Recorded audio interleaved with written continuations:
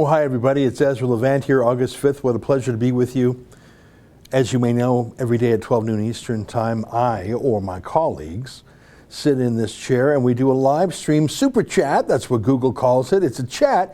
You make it super by chipping in a few bucks. That puts your comment in a bright highlighted color. I either see it out of the corner of my eye and read it right away, or our producer Justin brings it to my attention later and I read it. The reason we like that is because it's a form of monetization. YouTube keeps a 30% commission, but they do pass on the rest to us, which is good because, as you know, YouTube really smothers ads on conservative themed websites. I've got some great news today. We have to stop and celebrate the victories and mark the victories, because if you're in the alternative media, if you're in the dissident media, if, as our motto says, you believe in telling the other side of the story, in these dangerous days, there's a lot of bad news out there. The pandemic is just the latest excuse for bad behavior by governments. If you watch my paywalled show tonight, I have an interview with our friend Avi Yamini, who's in the Australian city of Melbourne, that is literally under martial law. They have soldiers in the streets not to protect against some invasion, but to stop people from leaving their apartments and homes. They're only allowed out for 1 hour a day to do exercise very close to their house. As I joked with Avi, it wasn't even a joke. When our mutual friend Tommy Robinson was in solitary confinement at Her Majesty's Prison in Belmarsh, he was allowed 1 hour of exercise a day too. And Tommy in Belmarsh Prison was allowed the occasional visitor. I think I visited him 3 or 4 times during his 55-day incarceration, whereas in Melbourne, Australia, ordinary citizens, I think there's about 6.5 million of them, 7 million in the state of Victoria, Australia, they're not allowed any visitors. So Tommy Robinson in solitary confinement in prison in London actually had more rights, by some measures, than do ordinary citizens in in Melbourne, Australia. And there are soldiers on the street enforcing it. $5,000 to $20,000 fines too, by the way.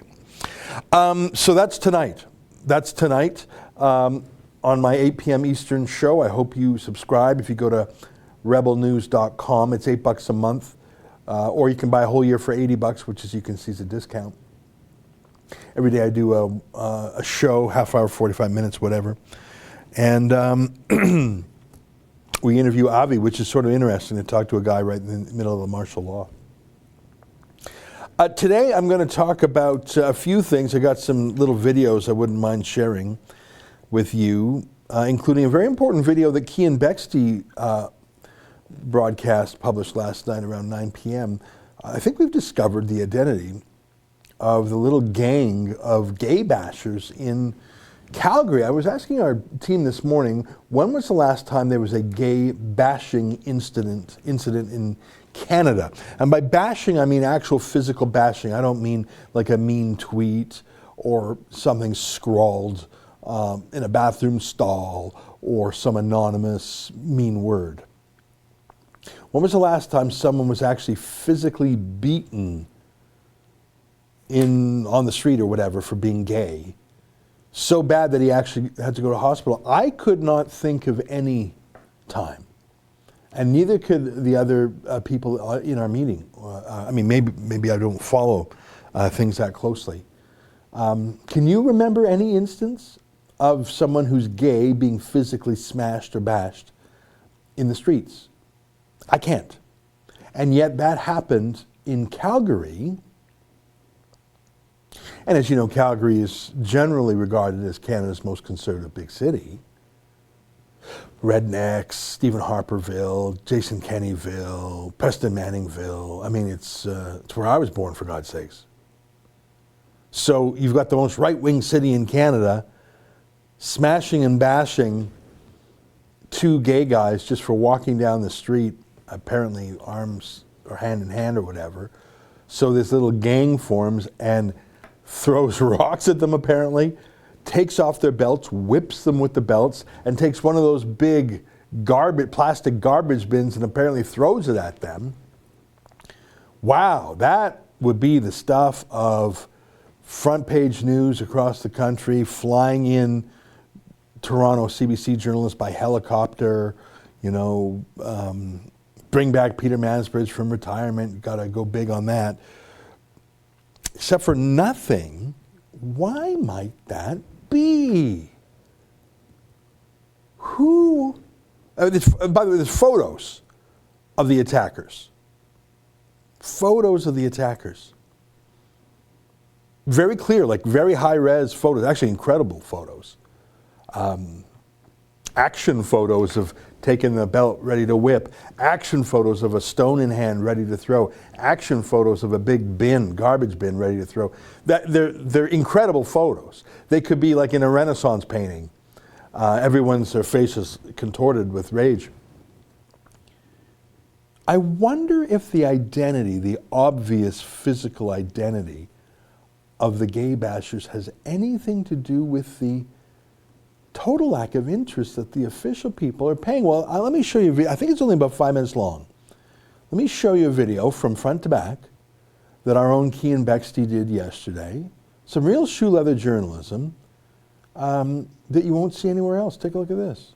Late on Monday night, 2 gay men were walking through Kensington in Calgary. They were just going for a walk, minding their own business, when allegedly 4 individuals rolled up on Lime scooters, and 2 of them dismounted, picked up a garbage bin, stones, and took off their belt and started whipping, stoning, and lacerating the 2 individuals, all because apparently they were gay, and these folks just didn't like that. Now, we're not sure why there's no mainstream media articles about this hate crime that took place over 24 hours ago now. Rebel News seems to be the only ones on the beat. I published this information on Twitter earlier this morning. Still not a peep from CBC. Nothing from Global News or CTV. I've had time actually to go to the business, to the storefront of one of the individuals who Rebel News has identified as a likely perpetrator of this crime. Now, we're saying likely because he hasn't returned any of our messages, any of our calls. For some reason, he closed down his barber shop on a beautiful sunny Tuesday day. The lights were off, nobody was home. People wanted to get a haircut, but for some reason, they closed down today. And I actually spoke with a business owner who's right next to this barber shop, who we identified. And I asked him, have you seen this individual? I showed him the pictures, and, well, watch for yourself. See here, he has a belt in his hand. Mm-hmm. Here, he has a stone in his hand, and this guy's taking off his belt. Why they do that? Yeah, that's him, yeah. Huh. Interesting. The business owner says that, yep, that absolutely is that individual. And if that is true, the assailant in this hate crime, his name would be Ahmad Borhat. I've been on and off the phone with the Calgary Police Service throughout the day trying to figure out if they have any suspects, any leads, any arrests. No arrests have been made, and they have no suspects. It seems like Rebel News is the only one that cares about this story. Why is Global News, CBC, CTV not doing stories about this? Well, we know why. It doesn't fit their narrative. It's not an old white guy that they can pin this assault on, so they're not covering this story at all. In fact, Global News has actually done a story on this very same individual, but it was just a puff piece. Watch this. He'd only been open 2 weeks when the COVID-19 pandemic forced this Brentwood barber to put down his clippers. I was like, what did I do? But as he watched the situation unfold around the globe, Ahmed Borhat was thankful he could stay safe at home. Me, if they gave me the option to open during the coronavirus, I'd say no, right? Especially when it first came out, right? Like, everybody was getting sick. There's so much cases. It was everywhere. And his appreciation kept growing for all the people who kept working to provide essential services. Seeing like the nurses, doctors, even the Walmart employees, Sobeys, Superstore, all that stuff, right? It's like, it's good for them that they're doing that. They're risking their lives for us, right? Now that he's back in business, Borhat is opening his doors to all essential workers and their families for free haircuts until July 15th. It'll show them that we appreciate what they're doing, right? And this is our way of saying thank you. Oh, he was cutting the hair of frontline workers. How nice. A minority businessman, entrepreneur doing great work for Canadians. Well, it turns out that on the side, he might just be a gay basher. He might be a lyncher, someone who lacerates gay men just because they're walking on the street arm in arm. And I'm here at the scene of the crime. This is the very location where one of the most egregious hate crimes in recent memory has taken place on the streets of Calgary. You can see right there the same house, the same street, the same bush, and yes, the very same blue bin that was thrown at the unsuspecting gay couple who were walking down the riverfront street here in the Kensington area of Calgary. Now, I came here on location to see a few things, to do some shoe leather journalism, to speak with the folks who live in these houses to see what they witnessed. Unfortunately, they weren't home. I was hoping to see the police to see if they were doing any investigating, maybe getting fingerprints on this bin. No, nothing. Maybe I would have seen the mainstream media, the CBC, Global News, CTV, talking about this egregious hate crime, this violent assault on the streets of Calgary. Because it was an ethnic minority that violently assaulted a sexual minority, well, it just doesn't jive. And I guess we know whose team the mainstream media is on. Dumb question for you, because I'm just a regular guy. I don't have fancy thinkings in my head. Those photos, which were amazing photos, if those guys looked more like Kean in terms of their skin color, and if they were wearing red Make America Great Again hats, if the two gay guys who were beaten so badly they were hospitalized, like I've never heard of that. 48 years old, I can't remember in my entire life ever hearing of gay people in Canada being beaten so badly, like on the street. I'm not talking about some domestic assault or something, like just quarreling lovers or whatever. I've never in my life, maybe I missed it, heard of two gay people in Canada being accosted on the street in public, in broad daylight, by the way, and being beaten so badly they have to go to the police, the hospital. Never heard of it. But because of those photos, the story was, as Iowa Hawk likes to joke, the media covered the story. Yeah, they covered it with a pillow until it stopped breathing. Kean did some shoe leather reporting. I thought that was a good move, going to the barber's neighbor and saying, "Do you recognize this guy?" "Oh yeah, I sure do. Where's the CBC? They go nuts over this kind of stuff. Where's the Toronto Star? They go nuts over this kind of stuff. Where is the gay media and the gay activist groups? I don't see them. We know why. Because there's a hierarchy of political correctness. I'd like to say it's like playing poker. I don't know poker. I don't actually play poker, but you know, there's different hands you're dealt, right? I guess the lowest would be like a high card. If everyone's got a crappy hand, I got a queen, then I guess would be a pair of twos or something. What is it, three of a kind, and then a flush or a royal flush or a straight, 5, 6, 7, 8, 9 or whatever. So in life, in politically correct poker, if you are a white, male, straight, Christian, American or whatever, you're like a guy playing poker who's got like, oh, well, I got a pair of fives. That's all I got. If you're a white woman who's straight, not disabled, whatever, okay, it's like you've got, I wouldn't even call that three of a kind. If you're gay, it's a little bit higher. If you're a black woman, that's pretty high. If you're black trans, that's higher, et cetera, et cetera, et cetera. So you have to know where you are on the pecking order. So what we have here is a conflict of who's more politically correct. A gay couple expressing their gayness publicly, I guess holding hands, or a little gang of Muslim newcomers who don't much like the gays. Yikes, which side do you choose? Well, the media have made their choice. What's so strange to me is that gay activists have made the same choice. Are they saying that gay bashing, and I mean bashing, I don't mean metaphorically bashing, like I'm going to bash you with a mean tweet. I mean, no, to bash, physically hit, batter. To actually send a couple of gay guys to the hospital. Well, these excitable folks, and it's just their way. This is a very difficult thing for people to talk about on the left because, they like to, what's the same?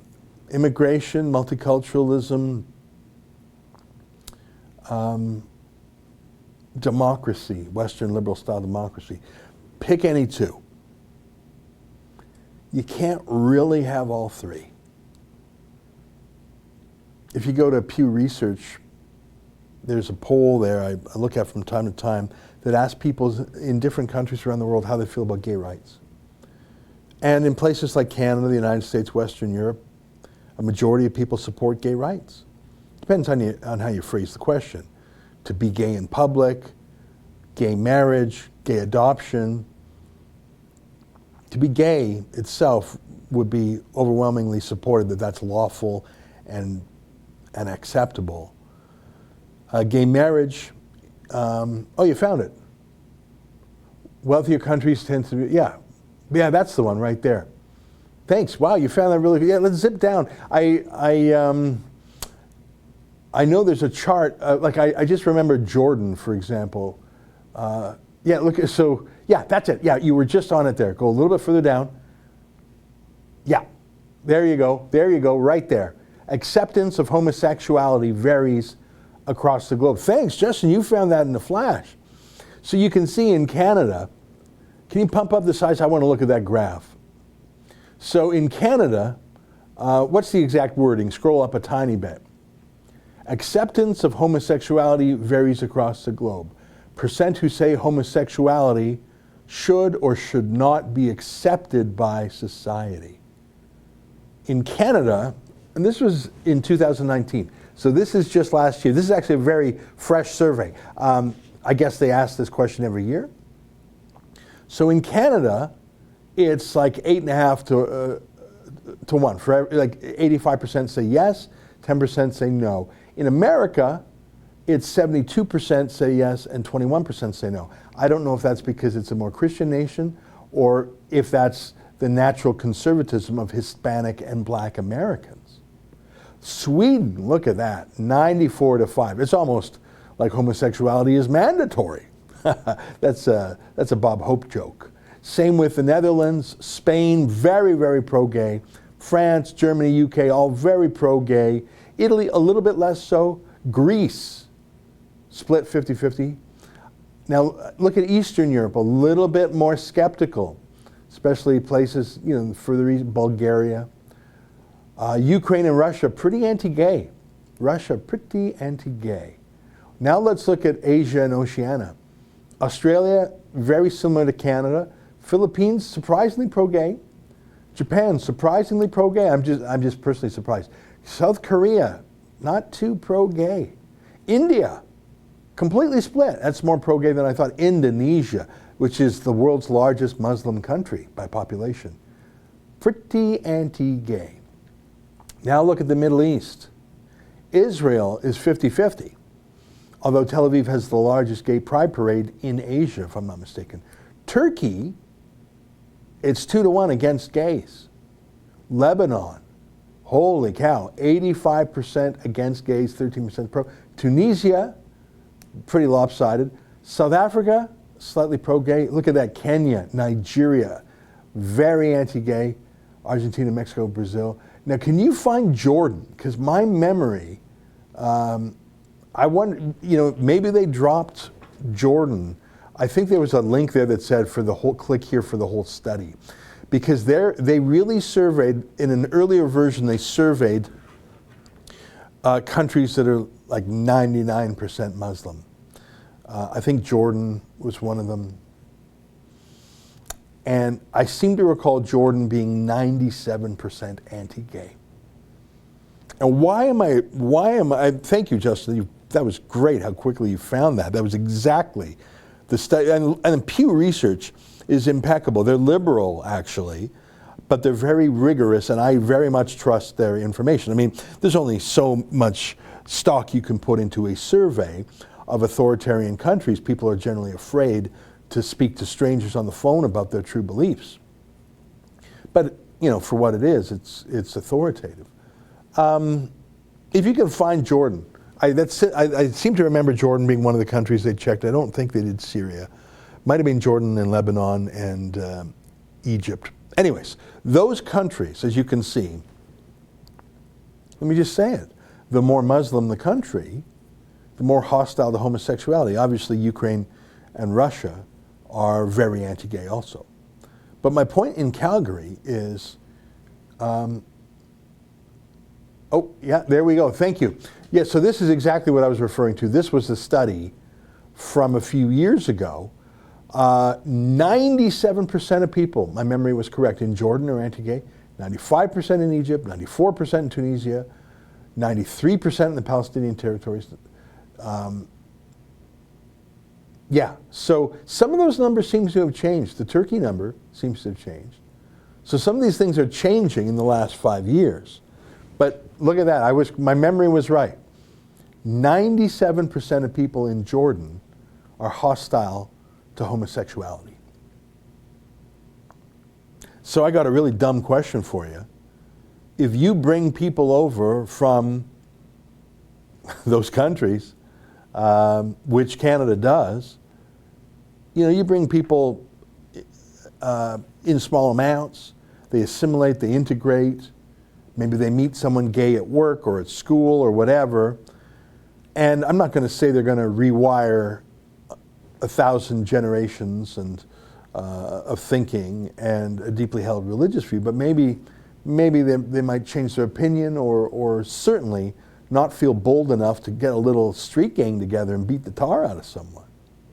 But if you bring in, as Justin Trudeau purports to do, right now, what is it, 350,000 immigrants a year, plus add in foreign exchange students, temporary workers, there's close to 1 million people a year coming into our country.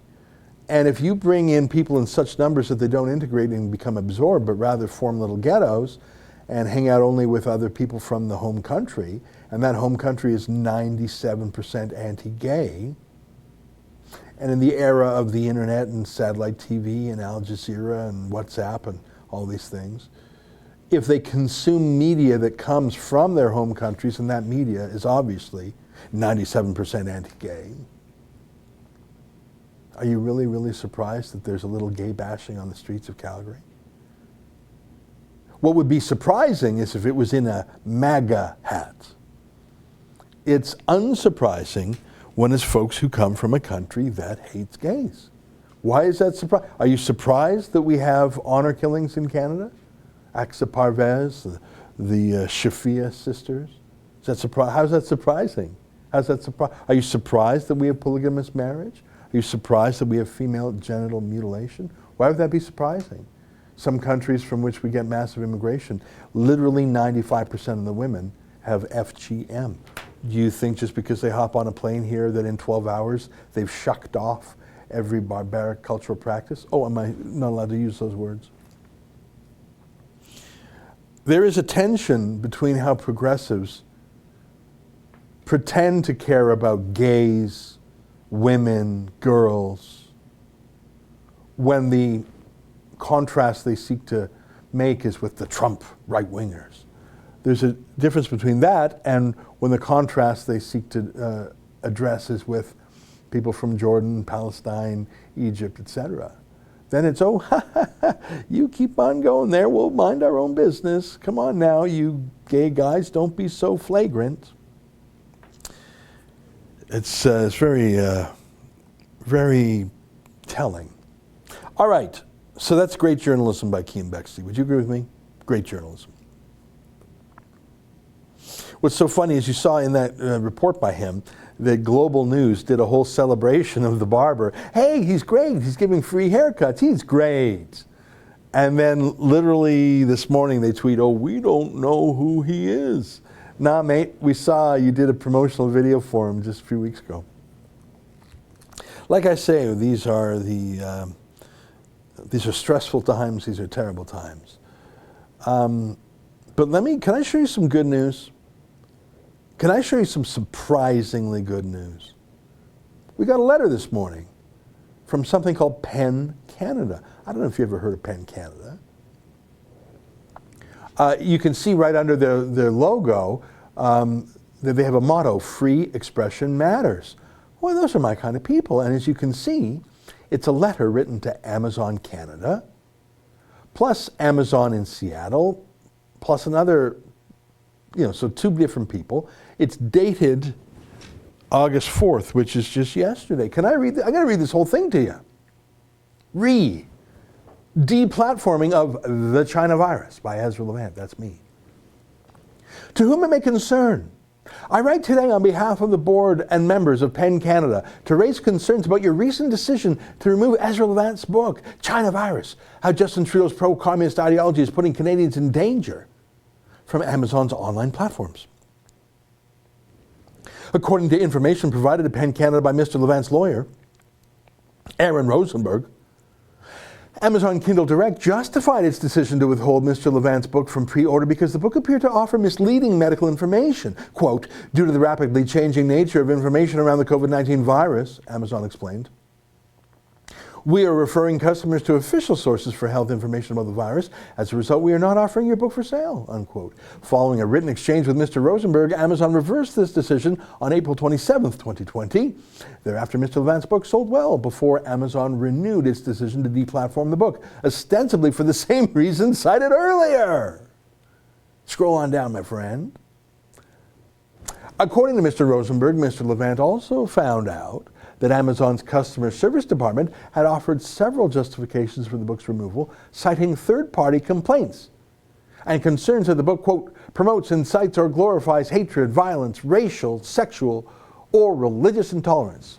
As Mr. Rosenberg has noted, these allegations profoundly mischaracterize the book, which is mainly focused on political attitudes and influences, and they misleadingly imply that it is trafficking in medical misinformation. PEN finds the repeated removal of Mr. Levant's book for apparently arbitrary reasons troubling. As the world's preeminent online retailer, Amazon has unprecedented power to determine which voices are heard and which are silenced. Throughout its global network, such power demands an appropriately broad commitment to defending freedom of expression wherever and whenever possible.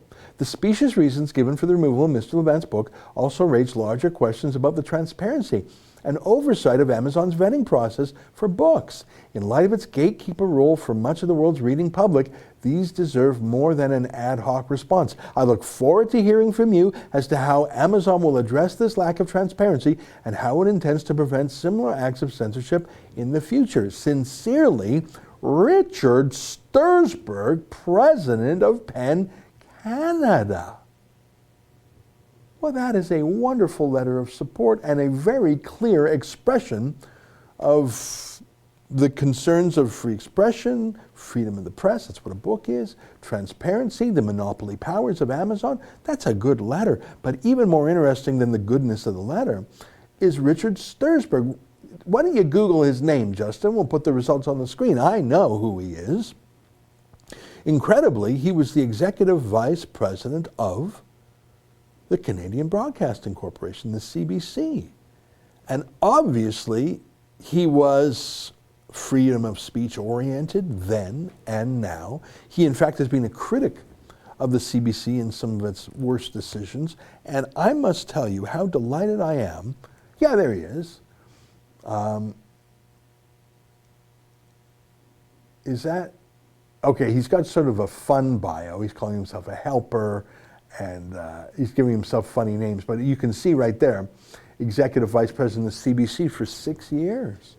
Responsible for all English services, including radio, TV, and online. Before that, he was the CEO of Telefilm Canada. That's not a small thing. Before that, he was a big shot at Shaw. Now he's got some jokes in there. You can see Education, School of Hard Knocks. So he's got a sense of humor, this guy. But he's the real deal. Anyhow, I was very pleased with that letter. What do you think? I'm going to take a minute and read some super chats because I've been rambling for 29 minutes straight. Let me let you do the work, my viewers, and thank you for your generosity. Chris Marchese, if I'm saying that right, $2. Why are people getting stupider? Smartphones? You know, I had the pleasure of watching Peter Thiel give an address in New York City before the pandemic shut things down. I think he's one of the smartest men in the world. Whenever I hear Peter Thiel speak, it takes me about a month to really think through everything he said. I really feel like I'm in the presence of a true genius, and I cannot process what he says fast enough to engage in any, like I just couldn't have a conversation with him. I'm just too dumb. But one of the fascinating things, he argues that he doesn't even think we could put a man on the moon today. It was such an enormous effort of society, and we just can't do it anymore. And he says, part of the proof of that is, what have we done in the last 50 years? He says, name an amazing innovation. He says, smartphones. Okay, so, and here's what he said about smartphones. He said, so basically, they're to anesthetize us, anesthetic, while we ride in subways, which are basically underground tubes built 100 years ago. And I thought, oh my God, he's right. Like, really, what's a smartphone do? Okay, I mean, you can call it, it's a portable phone, okay, great, and you can just, play games on it while you zip around in a subway that was made 100 years ago. I mean, is there anything, where are the flying cars? Where's the cure for cancer? Where's the moonshot of this era? And, he made his money in tech. He was with PayPal, and he was the first outside investor in Facebook, and he's a brilliant and successful man. But in a way, he's very critical of tech. He's saying, all right, so other than little incremental changes here, where's the breakthrough? Is life really that different? And you think about it, air travel. Actually, air travel is much worse. And I speak as someone who flies too much. When I was a teen and in my early 20s, before 9/11 changed things, I remember being in college. And this was before 9/11. And this was before cell phones. And there was something in Canada called Youth Standby. But it applied, I think, for anyone under 23, which is hardly a youth. But you could go to the airport and literally say, hey, do you have any tickets? And at the last minute, they said, yeah, they got it. And you would get on any unoccupied seat for like $100, go anywhere. And you could literally run onto a plane. You had to have your luggage in your hand. And there was no huge, long lineup. You just whipped through the metal detector, and you were on the plane in 5 minutes. And it was fun and cheap and happy and fast. And I've never had a more dreary experience than flying on an airplane. I flew on an airplane over the weekend. It was absolutely awful to begin with, the security, and then add in the mask. You have security theater, and now you have public health theater with the masks. And this is an extremely long answer to your question, but my point is, so where's the improvement in air travel? It's been a couple years since I was on a Boeing 747. I don't even know if they make those anymore, but I was flying a Boeing 747. How old is a Boeing 747? Is that an aircraft from the 70s? I think it was, Boeing 747. I'm sure I flew that as a young child. The first Boeing 747 flew in 1969. 51 years ago. I mean, obviously the Boeing 747 that I flew a couple years ago, I flew KLM when I went to interview Geert Wilders in Amsterdam. So what was that plane, 40 years old? So wow, I'm flying on a 40-year-old plane. And it was actually better than a lot of the planes you fly on now. I mean, I'm sure the Boeing 787 has more fuel economy and whatever, but the Concorde is gone. Why you would want to fly for any short flights is beyond me. You're spending more time in airport security, being harangued and groped and poked and prodded. Seriously, if you've got a flight of less than like 2 hours, it surely makes sense to drive it instead. This is my extremely long way of saying, how exactly are we better now? I don't know if we are. Of course, there's many things that are better, but where's the great technology? MEC, $3. Thank you for all you do for freedom of speech. Well, that's nice of you to say. We do our best as a team. David N's $2. Can we get mask exemption cards for London, Ontario? Let me address that here. I have in my hand a mask exemption card here. It's nice plastic card. It's I won't even call it laminated. The card itself is plastic, which is wonderful, suitable for a wallet. On the front side, and you can get this at maskexemption.ca. Yeah. So on the front, it says face mask exemption card, maskexemption.ca. On the back, it says, please help. I'm exempt from wearing a mask or face covering under City of Toronto Bylaw 541/2020, which states, and then I quote it, "Thank you for your understanding." So this little card here is a Toronto specific card. Now, since we did these Toronto cards, and you can get this, you can print that, we have the template for this at maskexemption.ca, so you can order this plastic card from us for $10 and we'll pop it in the mail to you. Or you could just print it out yourself. You can laminate it or just print it out. We have the template on the website so you can get it for free. I like this plastic one. That's real plastic. But there are so many mask bylaws in the country. Literally every other day, there's a tweak or a change to one of them, or new bylaws being brought in. Theoretically, by the time we're at Labor Day, we could have, I'm not even kidding, 50 different mask bylaws in Canada. And you could be on one side of a street governed by one jurisdiction's laws, across the street governed by another. Because every town, city, county, region, in some case provinces do it. Like the province of Quebec, the province of Nova Scotia. So instead of having 50 different cards, and by the way, the cards would be different. The cards themselves would be changed. So for example, I think Calgary and Edmonton recently made some changes to the bylaws. They didn't even change the bylaw, they sort of had new advice on the website. So we have the Toronto cards, which we went ahead and ordered. But for all the other jurisdictions, we have a generic card. Can you click on Get an Ottawa Exemption card? Yeah, just any one of those other than Toronto. So click on that. Yeah. And if you click on the image for it, so that's the bylaw. See, so here's an example of the page. This tells us the Ottawa rules, the Ottawa exemptions. You see, so we just clicked on Ottawa at random, right? And then if you were curious, we can click right there to the bylaw. And then you see in red, not including Toronto, all other cities feature a generic exemption card which references max exemption. So the one I have in my hand has the special Toronto exemption. All the others, can we get an image of the other? Do you have to make a 1 penny donation or something to get it? Is that how it works?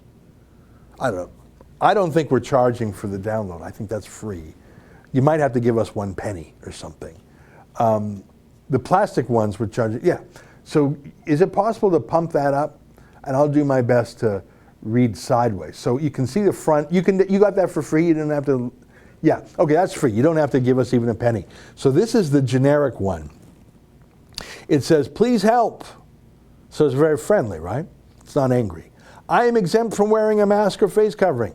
Thank you for your understanding. For more information, including to read the legal exemptions from the bylaw, please visit maskexemption.ca." So that's the generic one, because otherwise we would literally have 20, 30, 40 different versions. And even those 20, 30, 40 versions would be updated over time, because we've already seen jurisdictions change the rule. So you have that generic one, and you show it, and if they want to talk to you, say, "Oh, just go to the URL, maskexemption.ca," and you can look it up right there with the shopkeeper. And what's so important, like, let me read from the Toronto card here.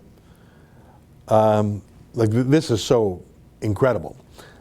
"The policy shall not require employees or members of the public to provide proof of any of the exemptions set out in Section 2A.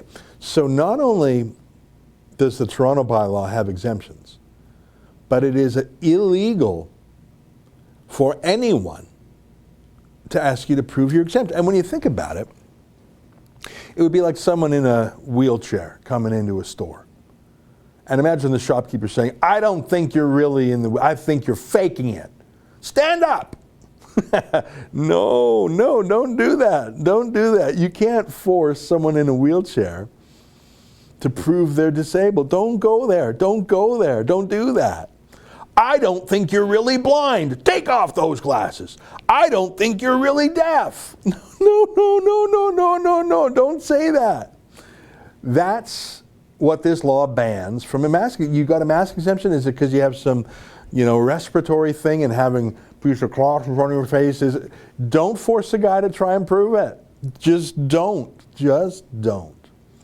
In fact, you will be breaking the law if you try and do that.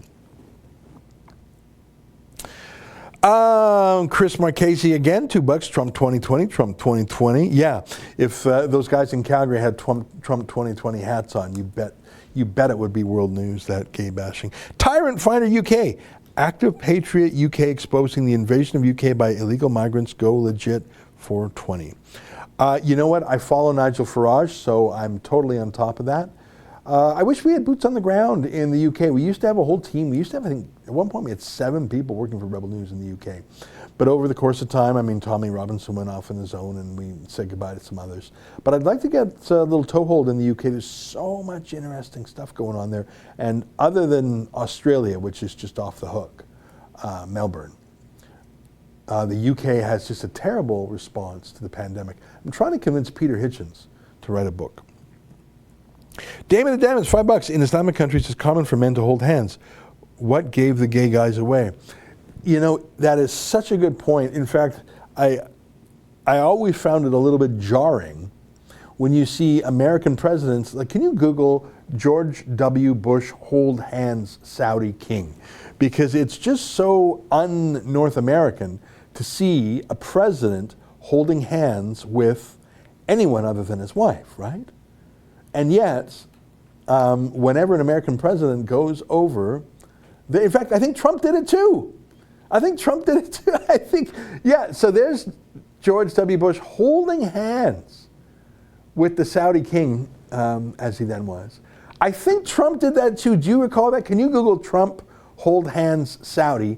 It is so weird, I think. And it's obviously not a gay thing. It's obviously, that's just how guys show friendship or something. I don't know. I've never been to Saudi Arabia. They don't like my kind. So yeah, you're thinking, hang on. But I think they know that this ain't Saudi Arabia, and these aren't very pious Muslim men in their flowing robes. These are a couple of gay guys. And so they sprung together that little gang. If you can find the Trump one, I'm pretty sure I saw it. I think it was the same time Trump did that strange, what's that ball that has electrical, a Van de Graaff? Is that called a Van de Graaff machine or something? Yeah, there you go. I think they're holding hands there, aren't they? It looks like it. I think they're holding hands. I'm guessing that Saudi king dyes his beard. Just going out on a limb there. You know that is it called a Van de Graaff machine? I think there's 2 A's in Graaff. Can you Google Trump Van, V-A-N, space D-E, space G-R-A-A-F.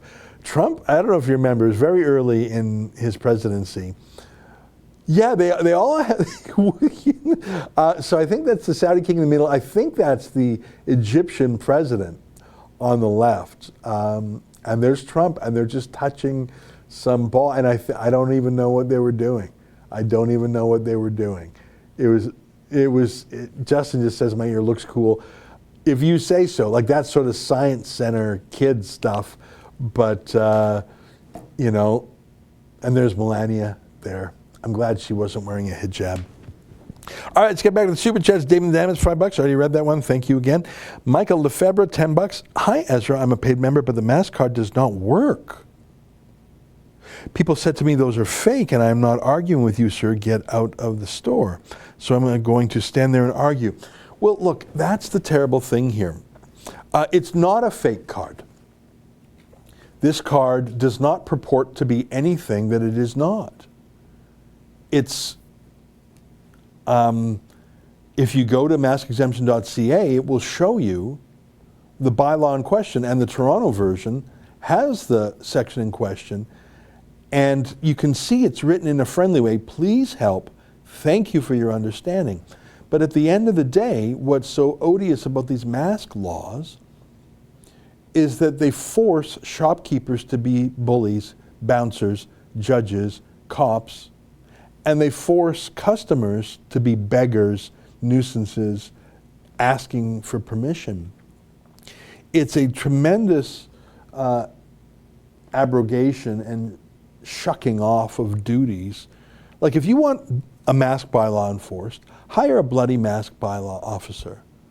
Don't conscript every coffee shop owner, dry cleaner, retailer. Like I tell you, the first time the mask bylaw was in effect in Toronto, I went out to get a coffee at Starbucks, and there's these two teenage girls there. You think I'm going to get into a legal argument with a couple of teenagers making minimum wage at Starbucks for a summer job? Who would do that?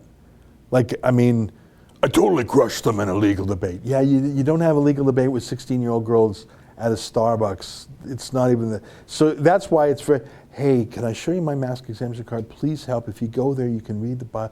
You can be really friendly, but at the end of the day, the mask bylaw is written, designed to fail. It requires people to know the law, have time to check the law, and no normal person does. These girls are serving coffees at Starbucks. They're not, oh, let me just look up bylaw, Toronto bylaw 5412020 and check out section 2E. That's not how normal humans work. That's how pencil pusher, paper pusher, bureaucrats who are paid to do nothing all day work. Normal humans at a normal store trying to make a living in this pandemic, and you're asking them to be the arbiter. Well, section 2D shall not require proof of section 2A. Like, it's the whole thing. Like, of course it doesn't work. It's not like a magic wand. But if you go in friendly and say, hey, I just want to let you know I'm exempt. Here's a card, and on the back, like the card is not fake. The card does not purport to be issued by the government of any place. The card is like when the ACLU gives out cards to protesters that it has your Miranda rights. If you're arrested, say this. So yeah, of course, it's only as good as the store you're in, and can you communicate it in a way that doesn't raise the temperature. I want to show you some buffoon in the United Kingdom subway. Give me 30 seconds. I want to whip through 2 more super chats, and then actually, no, let's go to that video right now, and then I'll come back to Dougie Fuoco and SA. I'm going to come back and Flat Earth Data, and there's a few others. I'm going to come back to those super chats, but let me show you this video I just saw on my Twitter this morning in the tube, and let's just watch this video. It's so perfect in so many ways. Take a look. There might be other people who aren't scared to confront you, but I'm not. Fucking sort your shit out. Yes, film me, because you're a dickhead without a mask. You're a cunt putting people's lives at risk. Knobhead. Have you got a medical exemption? Have you? No. Put a fucking mask on. Why should I leave her alone when she's... So first of all, it was that beautiful African-American woman who was being shouted at. And hey, here's a tip. If you're a 350-pound, 6'6" guy of any color, don't walk up to a 5'2", 100-pound woman and shout at her and call her the C word. I know they use that C word like salt and pepper over there in the UK, but don't go up to a young woman, half your size, a third, a quarter of your size, shouting at her, waving your big arms around, using the C word. Just don't do that. Just don't do that. Second of all, that man obviously deeply cares about his health. And listen, from one fatty to another, lad, I think you've got other health issues besides someone 50 feet away from you on a subway line that you had to walk all the way over, violate her social distancing, to swear at her. But the killer point was his mask wasn't even over his mouth. He was shouting so much, and he's so fat, his mask rode up. Play that video one more time. And besides the fact that he walked all the way over to this beautiful woman, by the way, I'm just going to remark, and he became ugly, swearing, brutish. I would say that was intimidating, waving his arms, shouting swears. I would be I mean, I wouldn't run away, but I would be agitated and stressed. I can only imagine if someone 50% my weight who was, imagine being a young woman, aggressed in this way. But he walks over from across the subway line, hollering, shouting, swearing, arms waving, But look at his mask, the big oaf. Take a look. There might be other people who aren't scared to confront you, but I'm not. Fucking sort your shit out. Yes, film me, because you're a dickhead without a mask. You're a cunt putting people's lives at risk. Norbert, have you got a medical exemption? Have you? No. Put a fucking mask on. Why should I leave her alone when she's... Have you got a medical exemption? Thanks for the question, mate. Are you a cop or a judge? If not, as the Brits say, sod off, mate. Have you got a medical exemption? Are you my mum? Are you a cop? Are you a judge? If he was in Toronto, you could say, this policy shall not require employees or members of the public to provide proof of any of the exemptions set out in Section 2A. But you see, I mean, that big fat oaf swearing up a storm, and I'm calling him a fat oaf because it's relevant here, because it goes to bullying a slight woman. It goes to, oh, you can see he deeply cares about health. You know, he's like a toiger, that one. Look what it's done to him. It's turned him into a raging menace who surely can't be pleased with himself. Or maybe it's the opposite. Maybe he's extremely pleased with himself because he was striking back at injustice. I should find that Twitter account. It would take me too long to find it. I was actually very impressed. I scrolled through some of that woman's Twitter feed, and she's very thoughtful about civil liberties. You know, I see a resurgence. Can you go to, you know what, I'm getting a bit off track. Oh yeah, you have her Twitter feed here? I was impressed by her. What's her name? I can't remember offhand. Yeah, zoom in there. So I think she's actually a Black Lives Matter person. Click on that photo. So she's a civil liberties activist. Maybe that big fat guy just wanted to get close to her because she's very attractive. Imagine going up to that woman and shouting those profanities at her. Like, that's so gross. I mean, don't go up to anyone, but you go up to that woman and you swear and you're using profanity and misogynist profanity. I know they use the C word over there differently than we do over here. Let's scroll down a little bit. I was looking at this woman's Twitter feed, and she seemed to be interested in civil liberties. I won't do it. I'm not prepared to go through it. I was just, yeah. So she's very much into Black Lives Matter stuff, but yeah. Look at that. Look at that. Look at the racial slurs at her. Ugly ass black bitch. Wear a mask next time. Effing rat-looking idiot. Yeah, and she says, deserve racism, do I? See, good point. And look what she says, right? So was just minding my own business when the mask police came to attack. Show that thread. Click on the one right under that. You see that one right under that? Under that, yeah. Yeah, click there. And then scroll down. Nothing about this is right. Are you lot okay in the head? Is it anyone's business why someone else isn't wearing one? You do realize that people are exempt for various reasons from wearing one. And that needs to be respected. I don't owe any random nutcase an explanation for that. I think she's spot on. Let me read some more. You've all been jumping to conclusions, and FYI, I did not make this post for your sympathy. From Twitter, of all places, laugh my ass off, no thanks. I have a life outside social media, unlike some, but thanks for the clout anyways. Oh, and you were sick in the head if you think the manner in which he approached me at almost 12 a.m. last night was acceptable in any circumstance. Hope all your mums see your nasty comments. Yeah, exactly. I keep getting direct messages about how the man who harassed me is or was a teacher, which makes this situation even more alarming. I do hope he is a retired teacher because his students have a lot to say about him and doesn't seem to fit to be around anyone, let alone school kids. You know what? I don't know all of this woman's views. I mean, her own handle is Black Lives Matter. That could mean any number of things.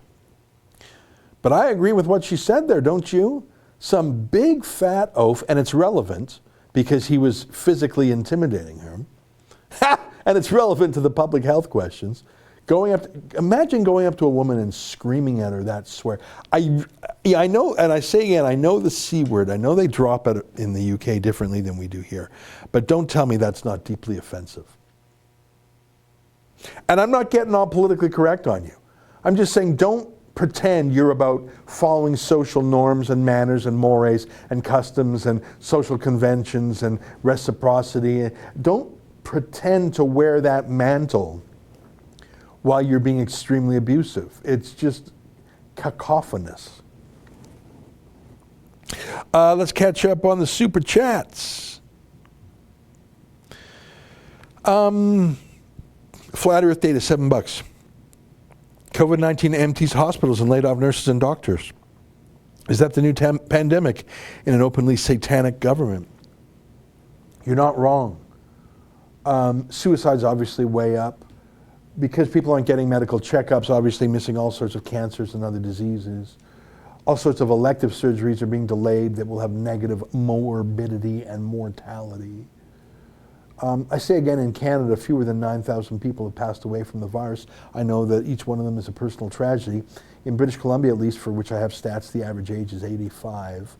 I'm not saying that makes the lives lost less important, but it's a very specific problem. People in their 80s, 90s, and over 100. The range of ages in BC is the youngest person who died is 47. The oldest, I think, was 103, 104. The average age was 85. So how about let all the young people go to school, and all the young people, 47 and less, how about everyone under 50 can work, everyone under 50 can go to school, and everyone over 75, we give them all the resources. And I think the number one thing to do, get them out of those old folks' homes. Get them into some sunlight and fresh air. Get them into places where people care about them. This is not actually an old person's disease. It's an old person filed away in some mass storage center called an old folks' home. That's what this disease preys on. It's not even old people. If you're 80 but living a normal life, I mean, you can be caught. Frankly, if I was 80, I might be wearing a mask, though I'm not sure if they work. Hey, do you have that clip of that mask expert from Coburg talking about how when you wear a mask? Okay, don't worry about it. We're almost out of time. There was an expert at masks who said when you wear those little surgical masks, like not the extremely tight, suck right onto your face N95s, but just the blue or pink surgical mask, he said that 30% of the air when you breathe in comes through the mask, but the other 70% comes through the side, bottom, and top. And he said he worked for 30 years designing personal protective equipment. I think we have the clip. It's such an obvious point if you've ever worn that mask. Here, take a look at this. I think we got the clip. Do we have it? My name's Ron Mitchell. I worked for OPG for close to 38 years. And over 30 of those years, I worked in developing personal protective equipment. I heard what was going on here, and I thought I'd come down, and if somebody wanted a little bit of different information, I might be the guy who can supply it. I would say roughly 70% of the air that you're breathing in your lungs is not going through the mask. 30% or less is actually going through the mask. So tell me again what is protecting you from the virus. Because the air is going down by your nose, in the two big open holes in your cheeks, and a couple of holes down here. So the virus is bypassing the mask. Hi, are you going to purchase some masks from this woman here? That's sort of an obvious point, isn't it? Let's whip through some more super chats here.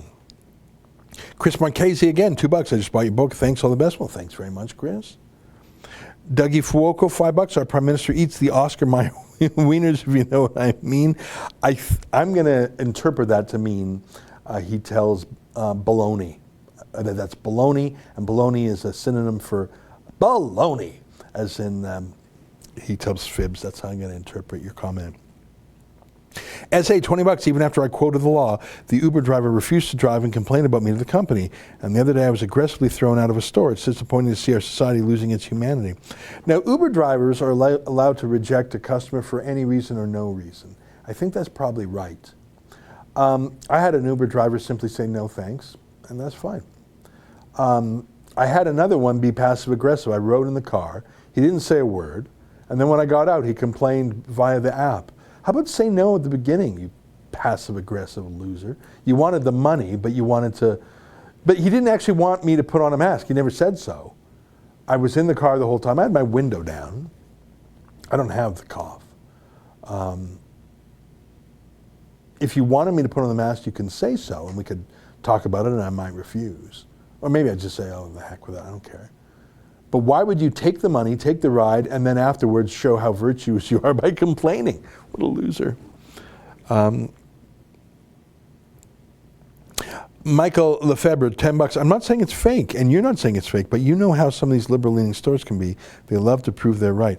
Yeah, well, listen, that's the thing. They're not judges, they're not cops, they're not lawyers, they're not politicians, they're not bureaucrats. In some cases, like the Starbucks store I went to, they're a couple of teenagers. They don't even know what you're talking about. They just know they were given instructions by their boss, and they better not get in trouble. It's extremely unfair what's being done to both customers and shopkeepers. It's pitting them against each other. It's that snitch culture, and then you get madmen like that fat oaf in London. And I'm calling him fat because it's relevant. And I'm fat, so I have sort of fat license. I should have a fat license. Mika Shrednick, $20. I got your book from Amazon, Ezra. Is it a collector's item now?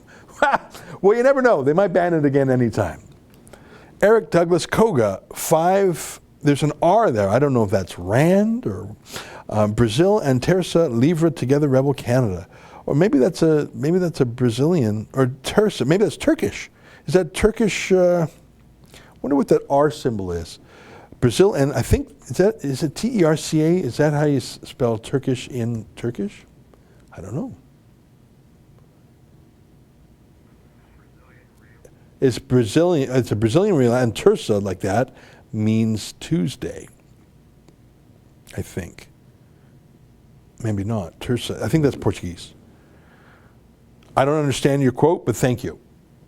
I thought it was Turkish for a second because you see those little squigglies. I think that's Portuguese.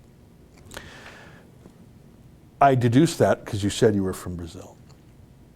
Lamont Boucherville, $10. Bonjour, Ezra. I'm a huge fan of the Rebel, but Kean tweet yesterday about the gay bashing in Calgary was great, but I did not agree with him stating they were progressive immigrants. Kind of divisive. I'll have to look at what he said again. I think he's just pointing out the politically correct poker hierarchy thing that I was saying, and I think he's mad at it. I'll take a look again at what he said, but if you saw earlier in the show when we went through the Pew data, when 93 to 97% of the people in a certain region hate gays, and you bring over not 1, not 10, not 1,000, but 100,000 people from there, and you don't ever tell. I mean, it reminds me of when that first wave of Syrian immigrants came. There was one who went to, I think it was New Brunswick, and there was a whole documentary on him. And he later was charged with beating his wife bloody with a hockey stick. And he told the judge, I'm not even kidding, no one told me you can't do that. Now, first of all, I believe him that no one told him that. Now, I don't believe him that he didn't know it was wrong. But I absolutely believe him when he said to the judge, I'm sorry, Judge, no one told me I couldn't beat my wife with a hockey stick. Yeah, you might just be a bad fit for a country that doesn't treat women and gays like that, mate. Why don't you go back to Syria? The war's over now there anyways. Why don't you go back there? And I don't recommend that you beat up women, but don't do it here, mate. Let me double check if we got all the super chats done because it's already 1:03 and we are over time. Do you think we covered all the super chats? Someone just said Turkish is TL. All right, there's so many countries in the world. There's 200 countries in the world. And I don't even know all the different currencies. I certainly haven't been to most of the countries in the world. I'm no Justin Trudeau. I'm going to wrap it up because it's 1:04. I hope you tune into my show tonight. Do we have any dog videos for today?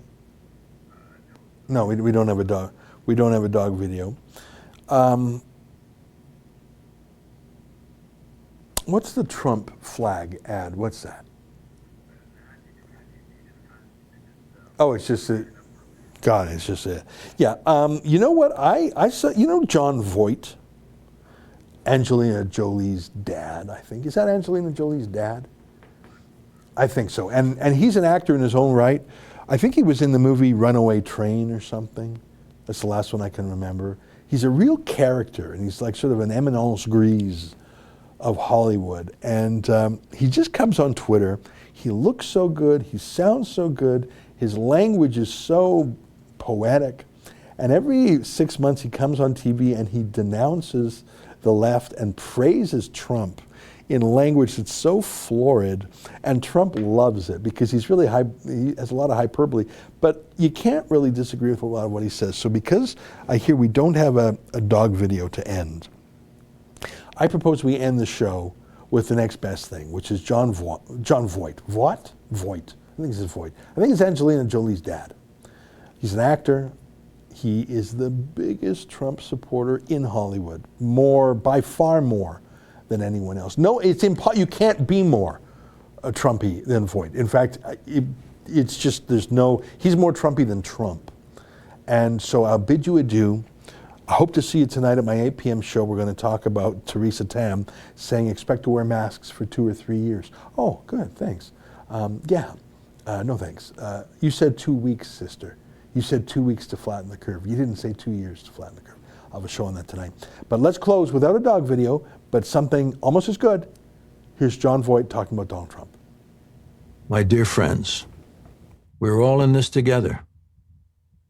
Can you see how the lies are destroying this nation? All the deceit, no truths. The pandemic has many antibodies that have been before in many epidemics that we've had in our lifetimes. If you look at the numbers, you see how far-fetched this has become. But because of the amount of loss everyone has endured, one doesn't want this to be a failure, because this would make everybody feel like fools. But the truth is, this is no different than any other virus. This has become a war against Trump. So what we must now see is that Trump has done beyond what is required and has proved the trust of the American people.